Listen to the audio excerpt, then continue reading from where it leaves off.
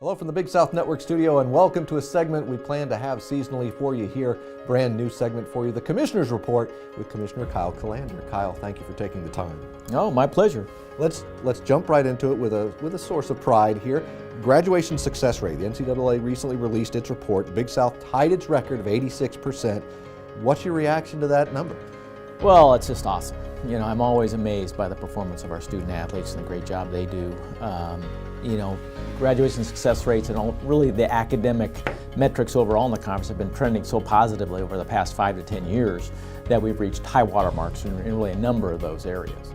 It's really achieving the goals that we have set up in our strategic plan, because academic centrality is a key pillar of our strategic plan in the Big South Conference. And so we prioritize it, and the job that our institutions are doing and our student athletes are doing in that area are outstanding. And within the graduation success rate, they do break that down by sports as well, men's and women's basketball and football. Talk about some of the superlatives in sport.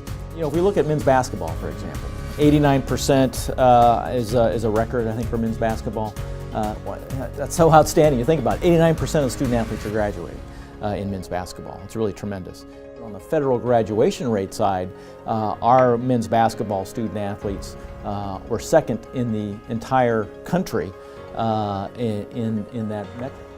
Women's basketball is really tremendous. I mean, and the thing about women's basketball is it always is. You know, they're at 93% pretty much a regular basis. So you're beyond the 90% graduation rate. It's really outstanding. So I'm so pleased and proud of our women's basketball student athletes for the job they do, certainly with their graduation success rate, and that's the highest of any of the sports that are identified in that GSR report.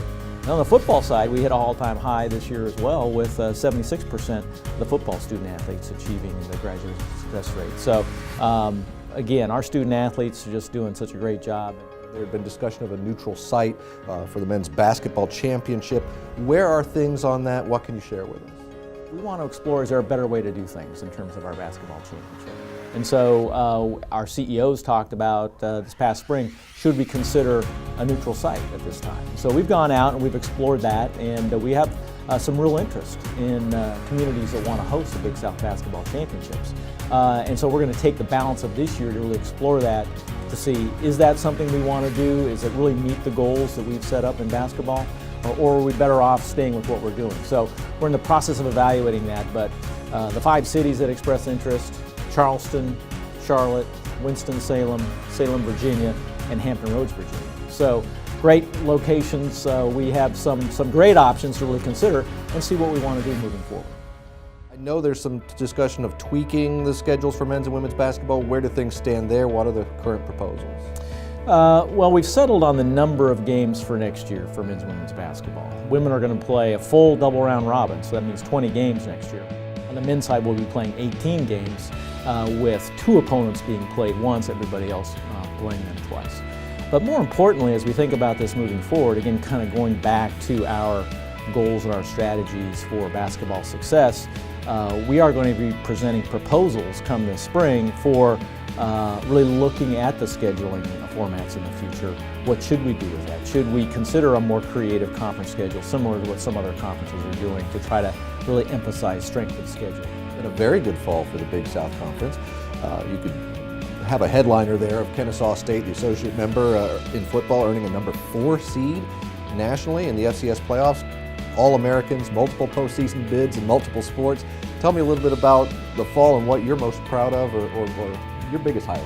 I think the one that I would point to from an athletic standpoint is our men's soccer, because High Point University was nationally ranked just about all season long in the top 20, really had an outstanding season.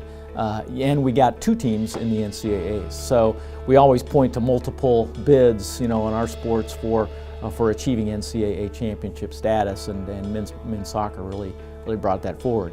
The other thing, not so much on the court or on the field, that we were really pleased about was the involvement with our Student Athlete Advisory Committee this fall. We had a great meeting here, absolutely outstanding turnout. I think two student athletes from every institution.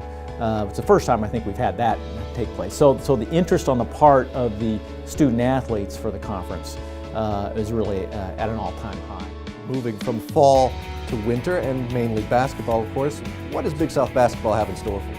started out really strong. Radford going out and beating Notre Dame. So it's really going to be interesting to see. I'm really encouraged by what I'm seeing so far in basketball. That's going to be exciting to watch. The new NCAA net rating is something we're tracking on a little bit, which is interesting. Then we get to February, March, which is, it's always a fun time once we get into championship season. So we'll have indoor track championships, we'll have CCSA swimming championships, and then we get into the basketball championships, which is of course the biggest event that we have all year long. And on the women's side, they've got a new format, the double pod format, where number one is hosting one side and number two is hosting the other side. So I think that's going to be a really fun event to watch. Well, maybe we could talk about that next time we get together, because we'll be doing this seasonally here.